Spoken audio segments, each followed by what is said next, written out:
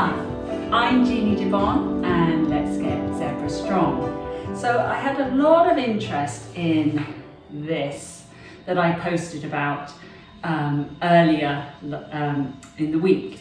This is a foot corrector and if you might see these in Pilates studios or physiotherapy clinics, they're pretty expensive for home use.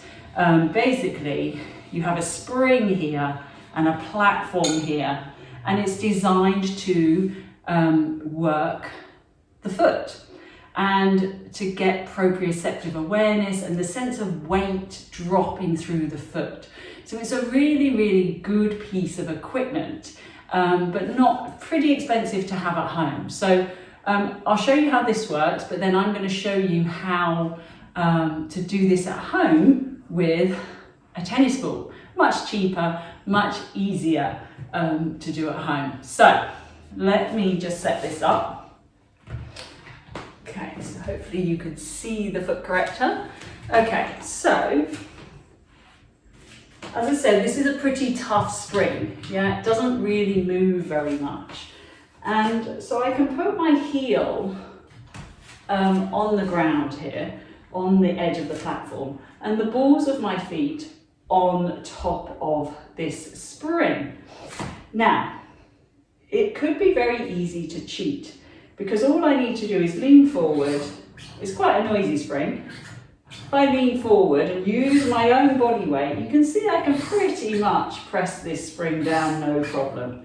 So what am I learning here? Not much at all. I'm not learning any kind of neural connections down to my foot. I'm just using the weight of my leg and my pelvis moving forward to move the pedal, okay? But what are we trying to do? We're trying to connect with our feet. So ideally this doesn't move. We keep the balls of the feet on the pedal, and I try and move the pedal without moving anything else.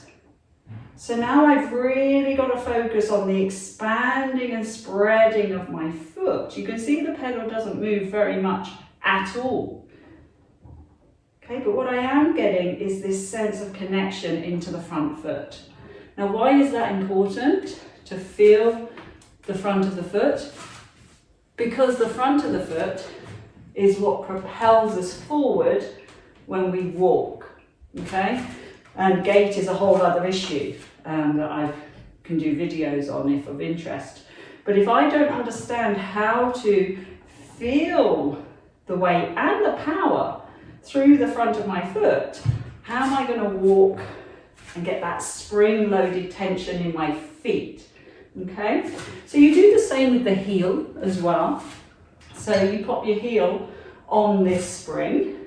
Make sure the balls of the feet are on the pads. And again, I could easily cheat just by doing this.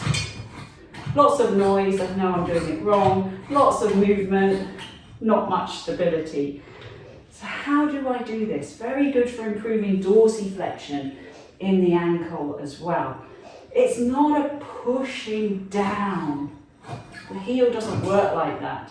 You've got to feel again the weight of that heel and feel it dropping without, obviously this bit's going to move a little bit, but not like this, okay?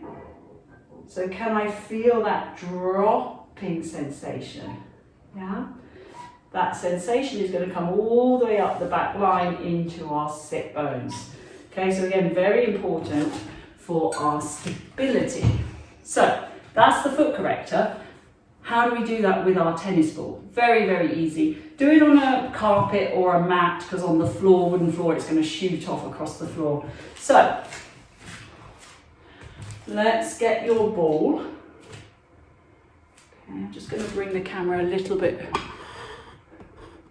closer so you can see a little better. Okay, so get your ball, pop the heel on the ground, pop the balls of the feet on the ball. Now again, I could easily cheat because a tennis ball isn't very hard. I can just rock and go, yeah, this is easy. What's this all about? So remember, we're not allowed to use our body weight. So I rest the balls of the feet on the ball and I try and press the ball down without engaging too much else. Now this might be an exercise in itself, just being here and feeling connection through the front of the foot without crunching up the toes. Try not to activate this front line. We want your toes to be relaxed, okay? And of course this arch is where a lot of us get pain. So be careful with it. This is often where we have a collapsed arch. So just get used to just feeling that pressure, okay? Get aware of the front of your foot. And then maybe over time we can start to press it down. Now what's nice with the tennis ball is that because it's quite hard and the texture, it will push your foot back up. So you get that help in dorsiflexing at the ankle, rather than trying to force your foot into dorsiflexion. This helps guide you back. Now, coming onto the heel, same thing as we did before. Balls of the feet on the ground, okay? Again, I could easily just push this, look, not much going on there, probably start hurting my knee after a while. So, heel on the ball, balls of feet in touch with the ball. Obviously try not to lock this other leg, so we don't want to lock out the knee that we're standing on. And of course you can hold onto a chair or something if, it can be a bit wobbly doing this, so make yourself comfortable. So again, can I feel the heel on the ball, and can I feel the weight dropping into the ball? See how this lengthens? Yeah? And then as the ball releases, my heel comes up.